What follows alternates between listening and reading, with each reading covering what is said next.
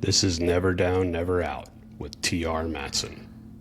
This podcast is about discipline when motivation fades, resilience when things get hard, and showing up when quitting would be easier. No hype, no shortcuts, just the mindset required to build something real. One day at a time. Let's get into it. Welcome back. Episode 15. Appreciate you tuning in. Really starting to feel the momentum gain now, and I like it. So I have to thank you for that. Still tweaking some things, audio, video, things like that. But I think we're finding our stride, as they say, which I find it interesting. I use so many running analogies since I'm not a runner. Interesting. It's probably something to do with me. But going into episode 15, what are we talking about today? An important one. So we are halfway through the foundations of mental toughness. This is the building block approach, right? I looked at this when I set all this up and thought to myself, okay, well, you can't build a house if you don't have a foundation. So let's start with the foundation. Before we get into just going off willy-nilly on a ton of topics, let's set the building blocks, the foundation, lay the concrete we need to then take this to the next level throughout the year. So we're about halfway through that. We've covered a lot of things. Appreciate everybody who's been listening. If you found me just on this episode, I recommend going back, subscribing, and starting from the beginning. I try to keep these short and digestible. I remember when we were in the military, Top Gun would teach us, well, lots of things, but one of the things they used to say is the timeline where somebody can, their useful consciousness for digesting information. And they said no more than 45 minutes, but even less than that is better. So I figure, well, if I can keep it to less than half that, then if you want to listen to it twice, great. Maybe you'll get more out of it. So halfway through, and today we are talking about how self-talk shapes outcomes. This is huge, right? We've heard about this in the past, I'm sure, about how you visualize things, right? Visualize what you're doing before you go do it, right? And athletes do this. Baseball players, they visualize themselves hitting the ball. Basketball players visualize themselves taking the shot.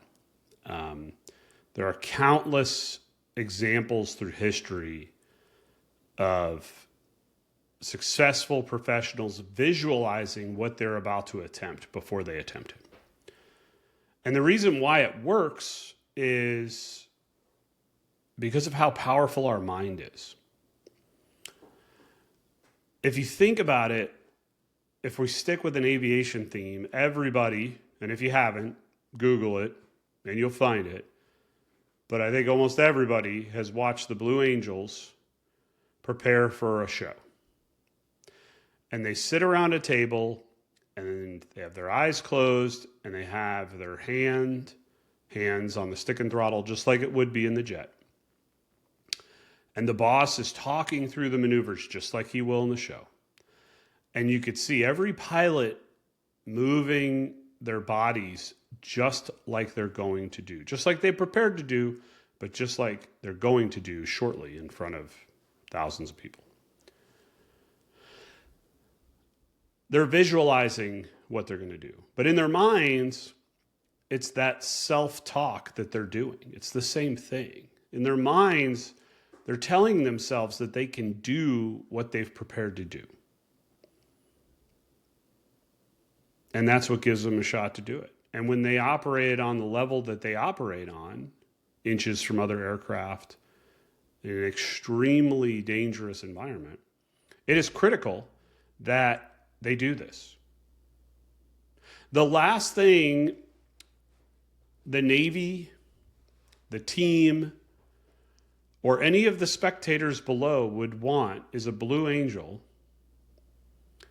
not sure of themselves prior to starting the flight, because it would put everybody around them in danger. think about it from a standpoint of a doctor. If some doctor is going to operate on you, you are going out cold, major surgery. You pick it. And that doctor is scrubbing in, getting prepared, looking in the mirror, and telling themselves, I don't know about this one, Bob. This is a procedure I'm not comfortable doing. I wish I had studied more. I wish I'd paid attention in residency or in school. Like, what was the process? Wait, you do what before what? There's no way you would want to go in for that procedure. No chance. No chance. Let's say you're going to go on a trip and you're going to fly across the country. It's the holidays and you're taking the family to go see Meemaw, right? You've saved up all year for this trip. You're excited. And you get on an airplane. And as you get on that airplane and you walk past the flight deck, you overhear the pilot sitting there questioning themselves. Oh, the weather's really bad where we're going. I don't know. I mean, I really hope an engine doesn't fail. I mean, wait, what if it does fail? Do I remember what to do? Oof, I'm not sure. Okay, wait, where's, hold on. What are the checklists? What are my flows? What am I supposed to do when this happens? You would turn around and walk off that airplane. You'd be a fool if you didn't, frankly. So if in those circumstances, hearing negative self-talk would cause you to exit from that situation as quickly as you possibly could, then when you apply it to yourself, why would you think the same negative self-talk would cause your brain to be any more present? We're convincing ourselves that we want to do something. We're ready to do something. We can handle the situation in front of us. The task at hand, we can do. But if we fill ourselves with negative self-talk about it, our brain's the first thing to go. I talked about this in flight school, battling air sickness. It's not lost on me that after I soloed, I never threw up in a plane again.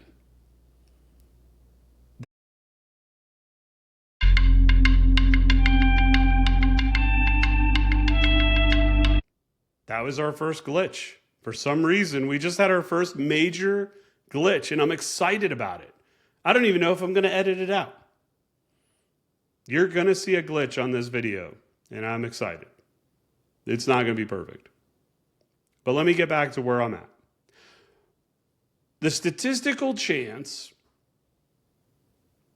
that I never threw up in an aircraft after I soloed and after I got over it, because my body somehow on that flight, all of a sudden, my brain, my mind, my inner ear, my stomach, everything just came together and went, oh, we got this. The statistical chance of that being true is darn near impossible. But what did happen that day? What is the likelihood of what happened? Here's the likelihood. The likelihood is that instead of the negative, self-loathing, self-talk that I was doing to myself, which was working myself up before each flight, anticipating getting sick, changed. It changed to positive talk. It changed to the idea of, hey, you didn't throw up yesterday. Why would you throw up today? It changed because my mind realized I had a chance. That is the power of self-talk, both positive and negative. That's massive. That is absolutely massive.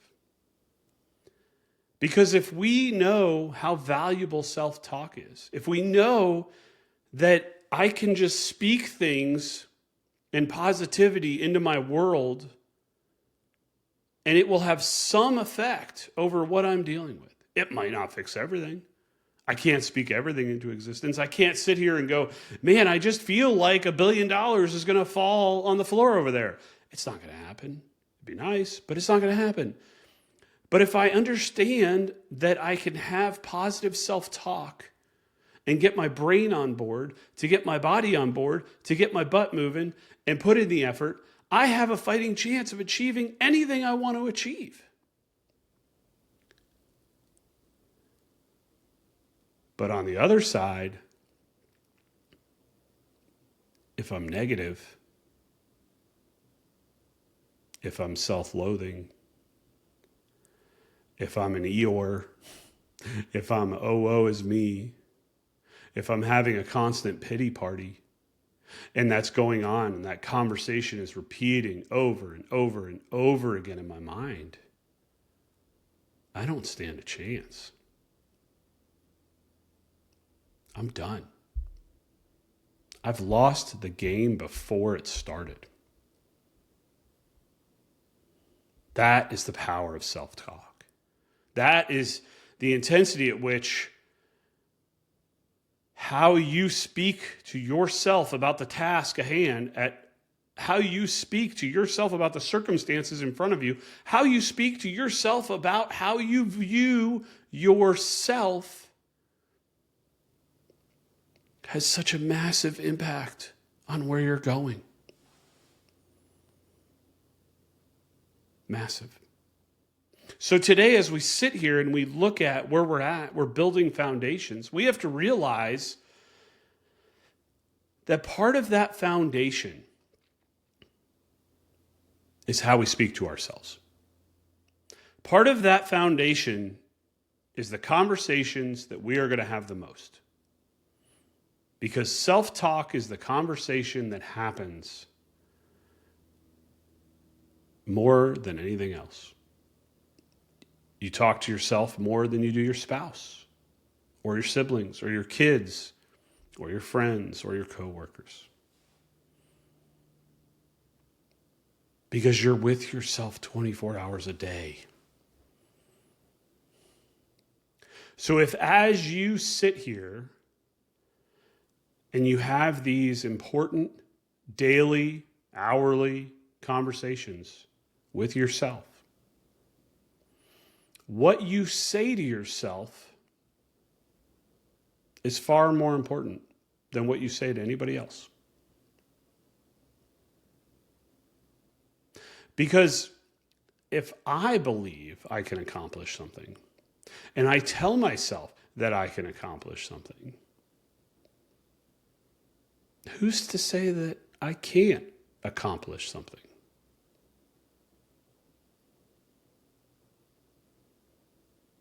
I remember going through flight school, having instructors that did not believe that I would ever get my wings. I had one flat out ask me if I had do anything else in life well. Hey, Ensign, do you do anything good? Is there anything else that you have a talent for that you're good? Because you're never going to get your wings. That's what he said to me. And I laughed inside. Because I knew, after I had overcome air sickness, I knew that I was going to get my wings. Because I told myself I was. It's all that mattered. I didn't even care what I was going to go fly for the Navy. I just wanted the wings of gold on my chest so badly that I reminded myself constantly that I could do it. That I was no different than anybody else in that squadron. I had no less of a chance of success than anybody else. And because I had that conversation with myself time and time and time again, then when somebody who should have been mentoring me, should have been teaching me, tried to attack me with the ultimate negative talk, I just smiled. And I went back to work. And I put in the effort. And I showed up every day. And I worked harder and harder and harder until I passed the program and ultimately went on to get my wings. I could not have done that if I sat there and had a pity party. I couldn't have done it if I went back to my room and just echoed the negativity that he had said to me in my own mind. Because I'd start to believe it. And if you believe you can't succeed, and you tell yourself you can't succeed, I have a news flash for you. You cannot succeed. But if you believe you could succeed and you tell yourself that you can succeed, I have another news flash. You can't fail.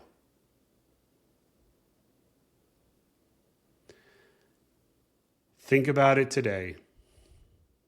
How do you talk to the most important person in your life? Yourself. If it's not positive, let's work on that. Until next time. If this episode helped you, don't just listen, apply it. Progress is built in what you do after the message ends. Remember, never down, never out.